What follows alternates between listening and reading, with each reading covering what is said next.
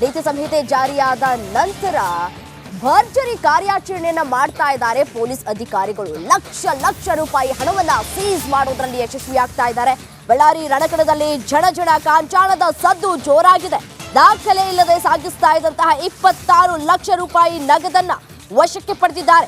ಬಳ್ಳಾರಿಯ ಬ್ರೂಸ್ಪೇಟೆ ಪೊಲೀಸರು ಕಾರ್ಯಾಚರಣೆಯನ್ನು ನಡೆಸಿದ್ದಾರೆ.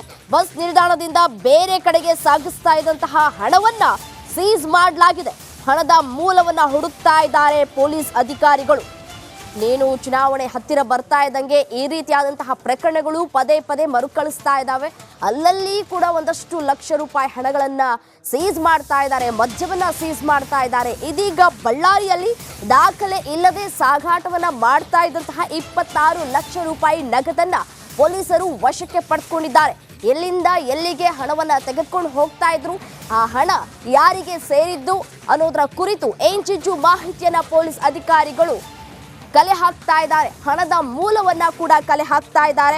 ಬಸ್ ನಿಲ್ದಾಣದಿಂದ ಬೇರೆ ಕಡೆಗೆ ಸಾಗಿಸ್ತಾ ಇದ್ರು ಈ ಒಂದು ಹಣವನ್ನ, ಅಂದ್ರೆ 26 ಲಕ್ಷ ರೂಪಾಯಿ ಹಣವನ್ನ ಸಾಗಾಟೆ ಮಾಡುವಂತಹ ಸಂದರ್ಭದಲ್ಲಿ ಸಿಕ್ಕಿ ಬಿದ್ದಿದ್ದಾರೆ. 26 ಲಕ್ಷ ರೂಪಾಯಿಯನ್ನ ಸೀಸ್ ಮಾಡಿದ್ದಾರೆ. ಇನ್ನು ಆತನ ಹಿನ್ನೆಲೆ ಏನು, ಆತ ಎಲ್ಲಿಂದ ಎಲ್ಲಿಗೆ ಹಣವನ್ನ ಸಾಗಿಸ್ತಾ ಇದ್ದ, ಆ ಹಣ ಯಾರದ್ದು, ಯಾತಕ್ಕೋಸ್ಕರ ಆ ಹಣವನ್ನ ಕೊಟ್ಟರು, ಹೀಗೆ ದಾಖಲೆಯನ್ನ ಕೊಟ್ರೆ ಹಣವನ್ನ ವಾಪಸ್ ಕೊಡ್ತಾರೆ, ದಾಖಲೆ ಇಲ್ಲದೆ ಹೋದ್ರೆ ಹಣವನ್ನ ಸೀಸ್ ಮಾಡಿ ಯಾರಿಗೆ ಸೇರಿದ್ದು ಅನ್ನೋದರ ಕುರಿತು ತನಿಖೆಯನ್ನ ಮುಂದುವರಿಸ್ತಾರೆ.